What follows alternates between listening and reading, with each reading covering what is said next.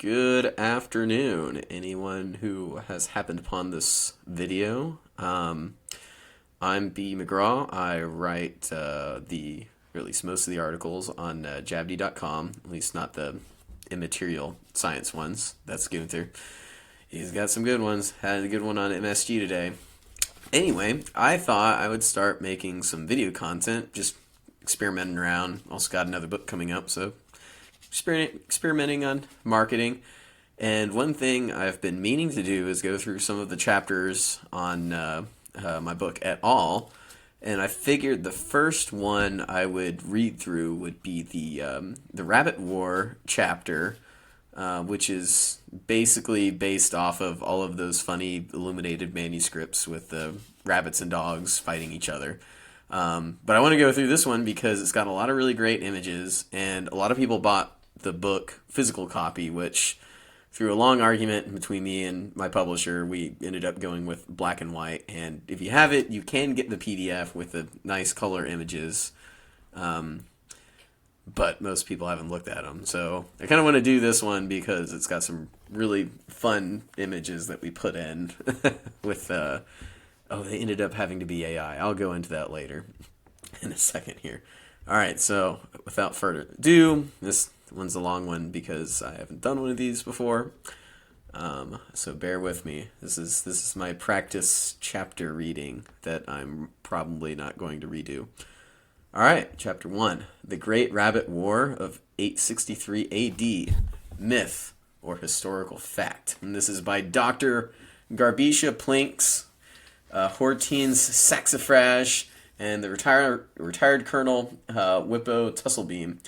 I've got a very close friend, I won't say his name on here, who helps me with some of the good names like that, and I think he gave me a bunch of good names for the authors and the references. I don't know, I felt like it called for it. Anyway, on to the abstract.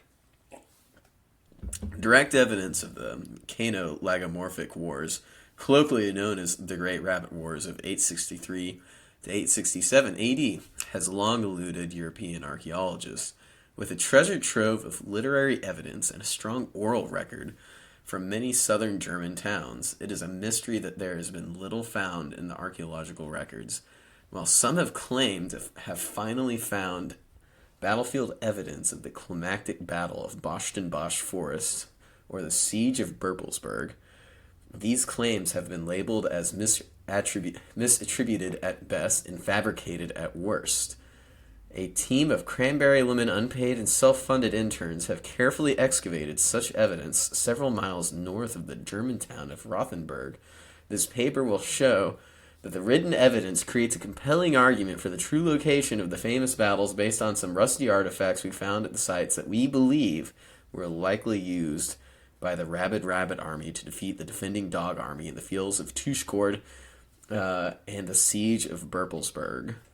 Some key words here are archaeology, rabbit combat, Cano-Lagomorphic, which is a word I made up, meaning dog-rabbit wars, battlefield reconstruction, illuminated manuscripts, land snail jousting, alpha bull rabbits, man's best friend, Siege of Berplesberg, skirmish of Boschdenbosch Forest, and medieval history. I'm a little bit worried about this because I remember making up a lot of words on this paper that might be pronounced for the first time ever in this video. Introduction. Once, during an unusual cool summer deep in the dark forests of Boschdenbosch, lived the quaint town of Berplesberg. A brave and faithful knight, accompanied by his trusty dog Frimples, walked through the forest. A twig snapped in the distance. They suddenly became surrounded by dozens of rabbits. "What are these rabbits doing with such sharp axes and engines of war?" Frimples asked his knightly owner Gunther. "Why, I do not know. Go warn the town." Frimples the dog ran with all of his speed and agility. Gunther was never heard of again. The Great Rabbit Wars, Grimm's Fairy Tales. Every child knows the fairy tale. The sordid stories of the Great Rabbit Wars of the late Dark Ages have been used for generations to teach German children to maintain small and manageable rabbit populations. Surprisingly, many historians and archaeologists alike debate the very existence of the rabbit wars. Some argue that there is too much cultural evidence to suggest that it is just a bunch of stories. Many say that there is no feasible way such beastly animals would have invaded so deep into Christian territory. At a minimum, most experts believe the true location would not have been so far south as the stories suggest. Because of the heavy emphasis on the dog army, most serious academics consider these battles to be too fantastical to be true. They claim dogs are loyal to their owners, but they are not organized and cutthroat enough to repel a rabbit army by themselves without human leadership. In between the easily decomposable instruments of war used by the rabbit armies and the canine skeletons of the defending Berplesberg dog armies being easily confused with local petite wolves, Canis scrufus special scrufus of the dark German forest, direct archaeological evidence is understandably hard to find. Through clues in key rabbit war texts, our team of researchers was able to pinpoint a narrow feasible area of the ancient town of Berplesberg that may have been verified as the locus of events, and even better, the famed field of Trouchgordes in the mythical upper Boschdenbosch forest. Some important background here. Medieval German legend suggests that in the summer of 863 AD, an unseasonably warm winter produced an overpopulation of murderous rabbits throughout the Boschdenbosch forest east of the Upper Rhine.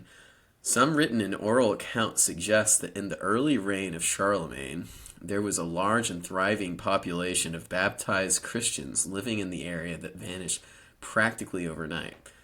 Because of the lack of record keeping during the late Dark Ages, the only written record is a single sentence written by a nearby monk of Strasbourg, Arnulf Huberts the Flexible. This in his unfortunately brief annals. Quote, dozens of migrants come after the attack on Berplesberg.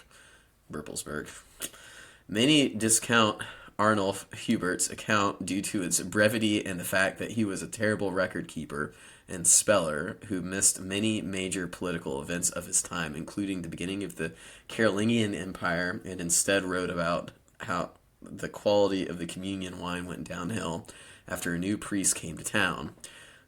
Fun fact, if you ever actually get into like the records of Dark Age history, they're almost all like this. They'll just write a single line about an entire historical event.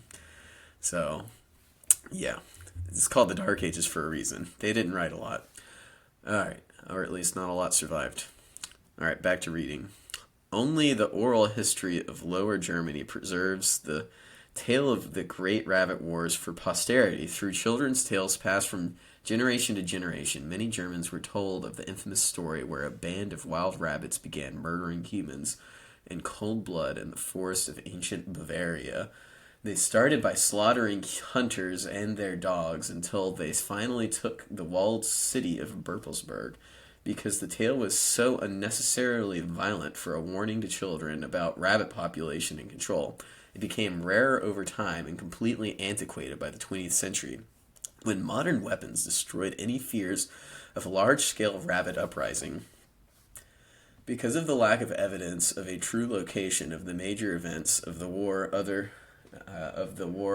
than stories, most academics have not attempted to find a mass grave of rabbit and dog skeletons. That's where Cranberry-Lemon's crack team of archaeologists decided to become heroes and do some important research after cuneiform lagomorphic bone fragments were discovered near Rothenburg.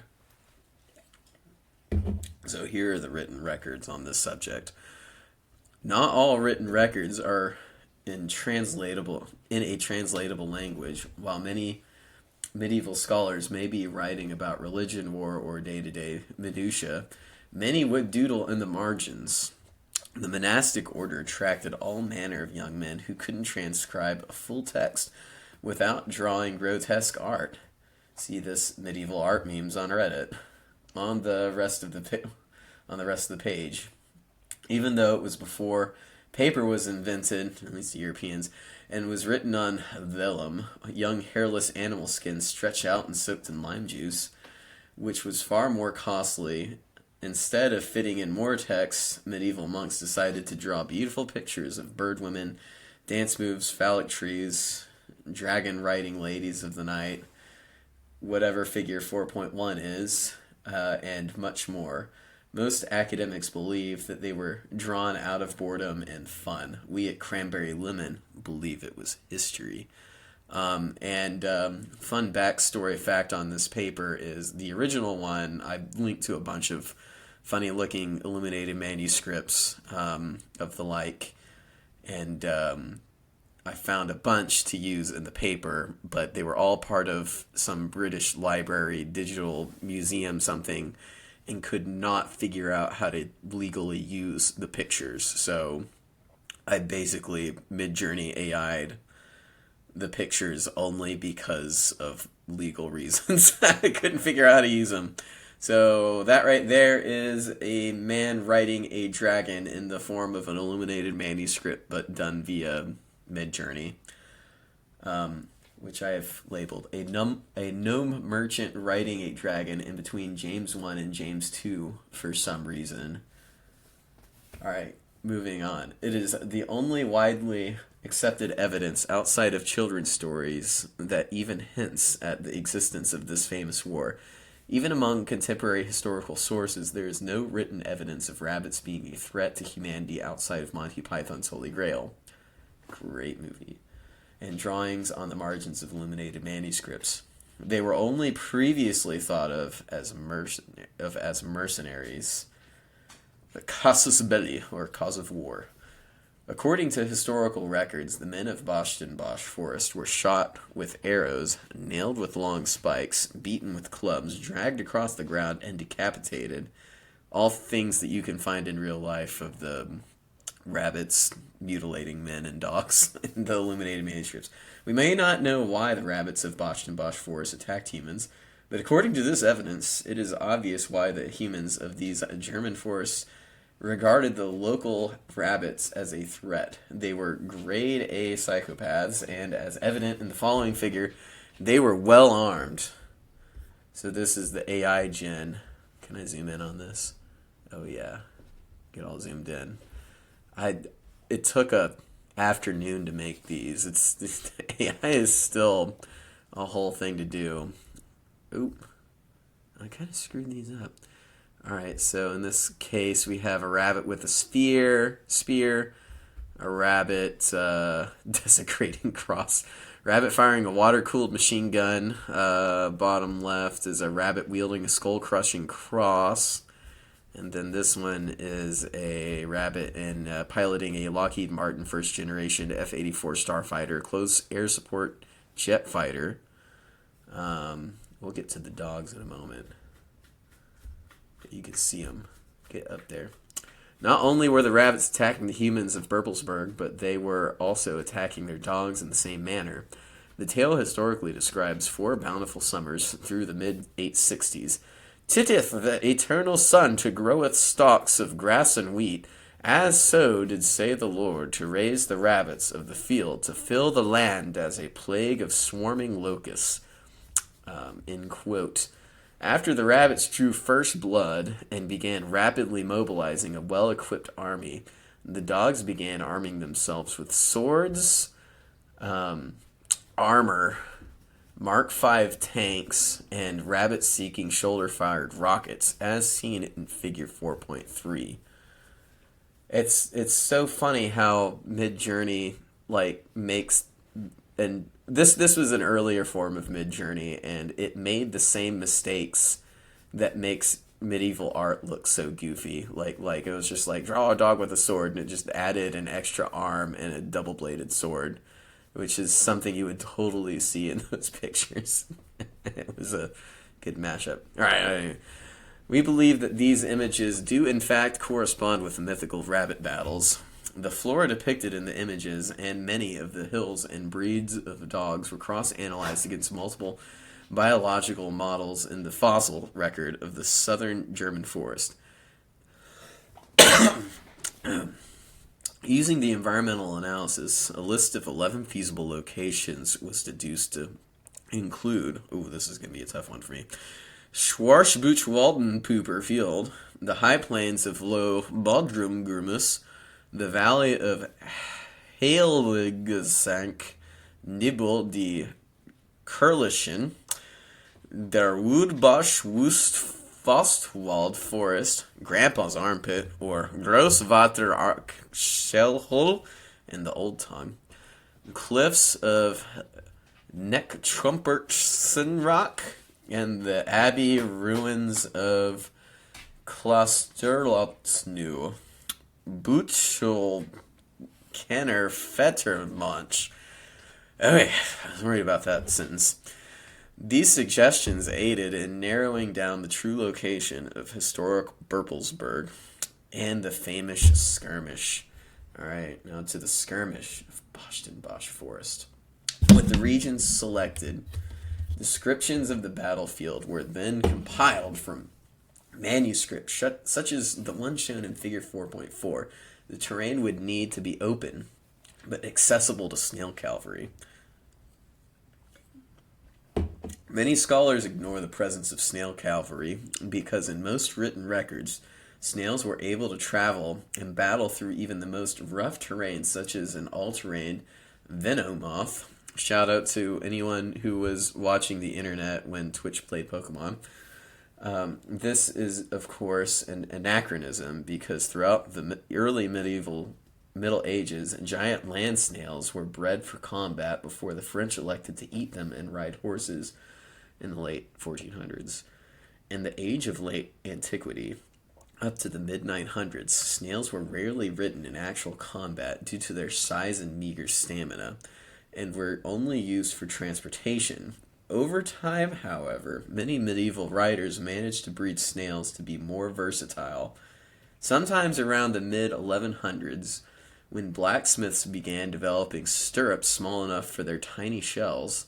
Previously, snail-riding cavalry had to ride bear shell since they were children and had to become proficient enough for snailback combat. Alright. Move my face around to the center. There's a AI gen of a rabbit in armor on a snail. It is because of the evidence shown in Figure 4.4, as well as in other illuminated manuscripts, that the infamous war must have taken place in the fields of Trouchgordes in the upper Boschdenbosch forest. While being selected as a likely area in the previous selection, the field of Trouchgordes is the only space that could have possibly supported rabbit-on-snail jousting, as depicted in many different illuminated manuscripts, conveniently associated with the Great Rabbit Wars. Most of the locations do not even have open spaces large enough for a snail to achieve a full gallop, which is needed in combat. At that point in history, most ballistics experts suggest a fully grown and broken-in snail requires at least 40 cubits to achieve a lethal lancing velocity. Among the two other fields, the high plains of Low Bodrumgrumus are too rocky for snail combat, while the valley of Heiligensk Nibel die Kurlischen is too far steep for a snail rider to maintain balance with a fully armed rabbit, as first hypothesized in Dr. Eugene's 2014 journal. Siege of Berplesberg. The other primary reason Boschdenbosch Forest is believed to be the location of the mythical Rabbit Wars is that it is near the walled city of Berplesberg, now a modern-day truck stop and rock garden tourist trap. Near Rothenburg, Germany, Berplesberg is a medieval town with an immense archaeological record. The only written record dates back to their decision to become Lutheran in the 1540s because the locals hated the Catholic Church for making them flexitarians, even if it was only on Fridays and during Lent. The archaeological record goes back to the 400s, but the city had been fortified with a wall during the 800s when this two-staged siege would have taken place. A depiction of the second stage of the Berplesberg siege can be seen in 4.5. The real one's much better, but It did an alright job. I think that was the hardest one to do. For Berplesberg to be confirmed as the location of the famous two-stage siege, there would need to be evidence that shows a rabbit siege of a human encampment involving large engines of war capable of launching a 90-kilogram projectile 300 meters into a dog army siege of the rabbit encampment. While rabbit remains should be found inside and outside Berplesberg, dog remnants will likely only be found outside the city and on the upper side of Kollesmund den Hurlhungel hill, in which they likely scaled the heavily defended walls. The story and oral tradition regularly recalls that when the dog army had defeated the rabbits at Boschdenbosch, the rabbits retreated to a fortified town which they quickly sieged. They captured its human population and made them their pets and slaves while the dog army was busy licking its wounds and each other. While the dog army was less skilled in siege warfare, they were able to take the town from the rabbits. Mass grave site. Back in 2018, a farmhouse near the suspected battlefield in Boschdenbosch forest decided to expand and build a bed and breakfast in Trouchgordes forest fields. Upon breaking the ground, bone fragments were found and construction was halted for an archaeological excavation by Cranberry-Lemon self-funded student archaeologists at the site. Over 300 bone fragments were categorized. 72% of bones were of the Leporidae family, rabbit related, and 20% were associated with canines, with the remaining assumption to be truck stop chicken wings due to their spicy garlic buffalo sauce residue. Subsequent carbon dating was performed on the bones, and the result indicated while they are not as old as Trevor's mom, see Article 8 in the book, the bones are 1,000 to 1,300 years old. In Figure 4.6, a collection of large rabbit pelvic girdles can be seen. Look at them, some mean rabbits. Once the expedition expanded to the nearby town of Berplesberg, even more rabbit bones were found inside and outside the city. While the rabbit bones found in Boschdenbosch forest can be argued as circumstantial, the bones found near Berplesberg and shown in Figure 4.7 are unquestionably a result of rabbit wars.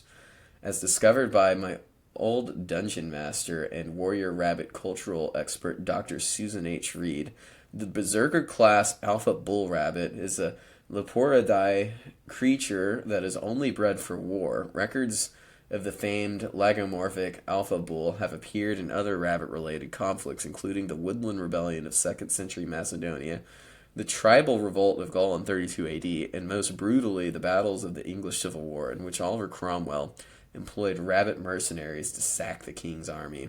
According to Tacitus, Annals, Book 382, the bull rabbits intended for use in the games and only bred for war were too ferocious and wild for normal military use. Next page. Emperor Tiberius, looking to make an example of the disloyal tribes, employed a troop of alpha bull rabbits to quell the rebellion. Such aggressive and dishonorable tactics were the pinnacle of Emperor Tiberius's brutality. There's some alpha bull rabbit skulls right there. Not bulls, not normal cow bulls. Those are rabbit bulls. All right, number 5, rabbit armament. Alongside the bone fragments, appropriately carbon dated to the time of combat plus or minus 500 years, weapons and engines of war were additionally found. Because of the scavenging of the invading rabbit army, no weapons were found near the farmhouse B&B in Trouchgordes, but only near the walls of Berplesberg. As detailed, this is a normal rabbit warfare operation. Siege engine wench. Everyone knows that rabbits use complicated siege engines and are talented engineers and musicians. It was no surprise that the wench to a large engine of war was discovered outside Berplesberg. Despite their lack of dexterity and intelligence, rabbits have long been employed by medieval armies to construct and operate large engines of war in times of siege. Their specialty, backed up by written record and now archaeological evidence, has always been the trebuchet for its ability to throw a 90-kilogram object 300 meters. Oh, this is a good one. The chained claw hammer of war. A favorite of the bull rabbit, 3 chained claw hammers of war Krallenhammerton and the Plattdeutsche Lagomorph sagas were found across the Berplesberg battlefield. The chain claw hammer was favored by the berserker class alpha bull rabbit. Its weight was far too immense for most rabbit warriors, but gave the bred for combat alpha bulls plus 12 stats against armor enemies, as shown in figure 4.9. The claw hammer was discovered with confirmed rabbit blood DNA on the edge of the hammer. Whoa. Wow. There's not much evidence that the weapon was wielded by the defending dog army, which was far too good-natured to have picked up such a horrific weapon. What is widely believed is that rabbit bulls would likely incur enormous collateral damage on their own forces through the large swings of the claw hammer. Such collateral damage is why it is believed that it was only employed by armies as ravenous, wild, and bloodthirsty as rabbits, who have no respect for human or woodland critter life and only have a dark heart to rape and pillage. 5.3 Excavated artillery shields. In a typical rabbit siege, it may take hours, if not days, to either breach through the gate of a walled city or scale the walls. During the initial siege and approach of a city, many rabbit armies tend to protect themselves behind reinforced steel shields. Despite the efforts of Andrew Carnegie's 19th century propaganda, many historians agree that rabbits were the first to invent and utilize steel. Fight me. One of the 30 discovered shields from the siege site is shown in figure 4.10. Discussion. Despite all the evidence discussed, some still believe that the Cano-Lagomorphic or Great Rabbit Wars of 863 are still a myth. Most conjecture that rabbits were always considered symbols of purity and helplessness, and that there was no way that they could have ever in reality been a bloodthirsty army of warriors. When presented with literary evidence across millennia, these scholars tend to suggest that many monks who drew depictions of killer rabbits were just bored and drunk. Maybe. While it may be convenient to explain away these tragic events with a simple narrative of monks doodling funny pictures on holy texts, it is not enough to convince most, like me.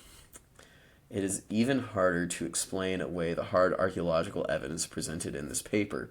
The bones and the machines of war suggest that there is at minimum some truth to the war that took place in the outskirts of the early Carolingian Empire. I think on the next page. While many argue that they may not have been the remains of rabbits and dogs, why then are there so many doodles of rabbits shown as deadly killers throughout the Middle Ages? If the idea of rabbits killing armies of humans is so humorous, why aren't the townspeople of Berplesberg laughing? According to some scholars, the misconception of rabbits as harmless woodland critters is only a recent phenomenon. Many theories abound that throughout most human history, people learned to live beside these deadly animals.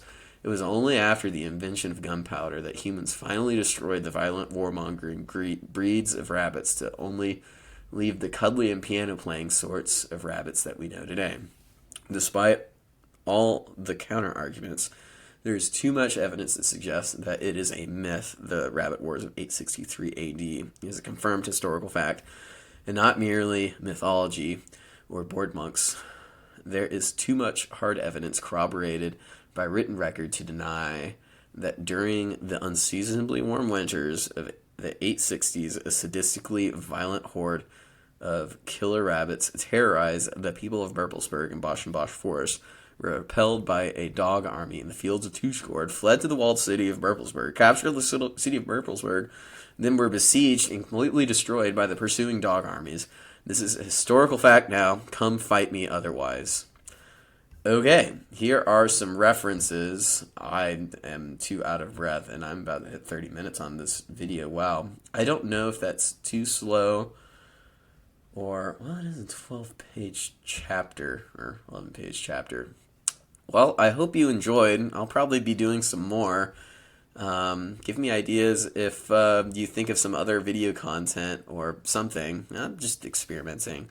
But I have been wanting to do this chapter. I mean, I love how the AI came out with these pictures. It was So much fun.